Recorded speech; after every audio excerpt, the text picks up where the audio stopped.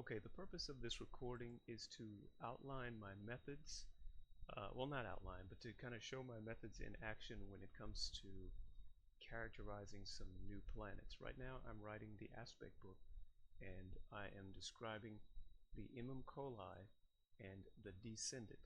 And this is not so much a test to show that astrology does anything, but it is a test to show that the patterns that I came to actually do have some kind of, I guess the word is reliability in statistics.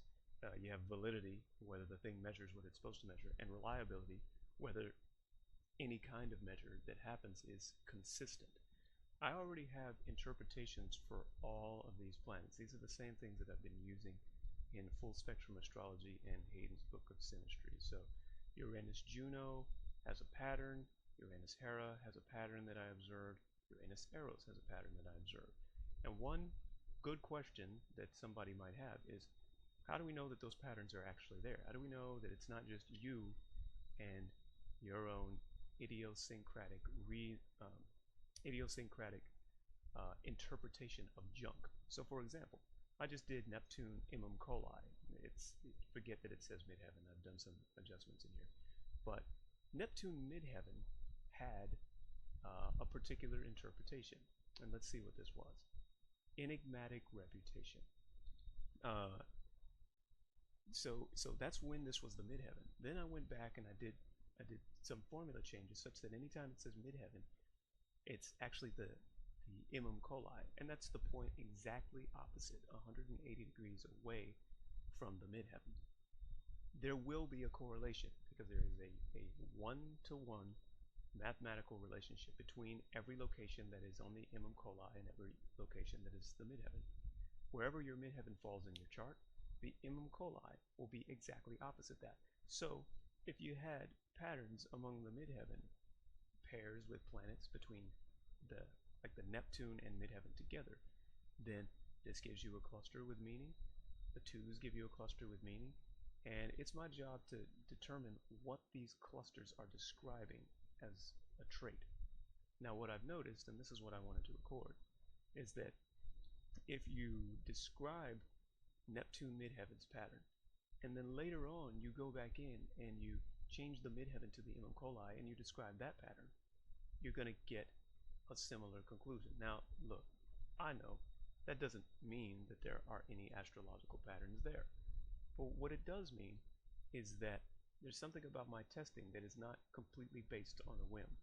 So what I'm going to do in the next recording is actually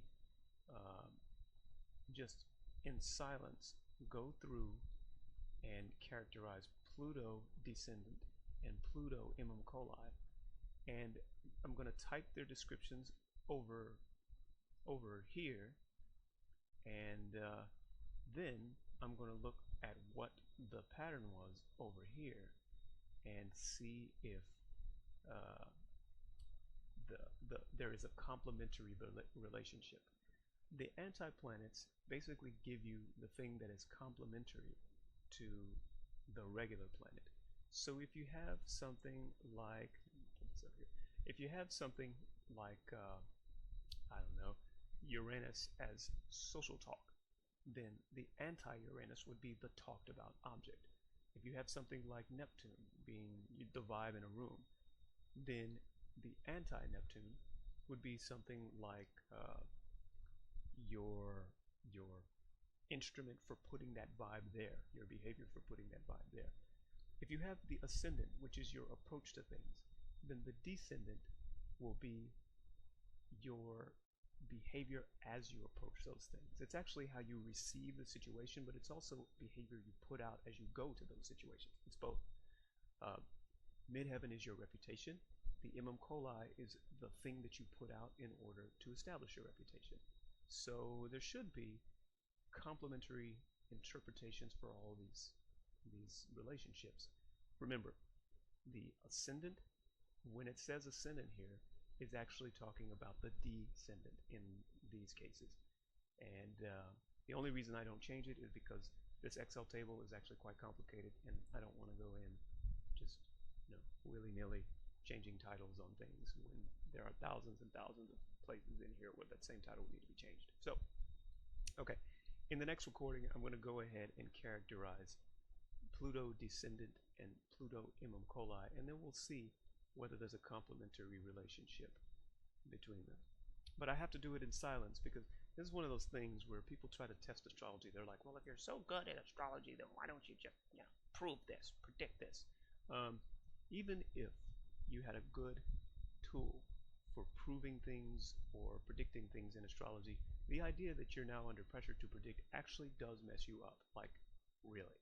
It really does mess you up. I mean, you can think of almost any activity that requires that you use some powers of deduction, and unless you're one of those people who likes to read books to blaring music, or who likes to perform really complex calculations in the middle of a mall with a bunch of people in your ear, there is some degree of concentration that you need in order to read certain patterns.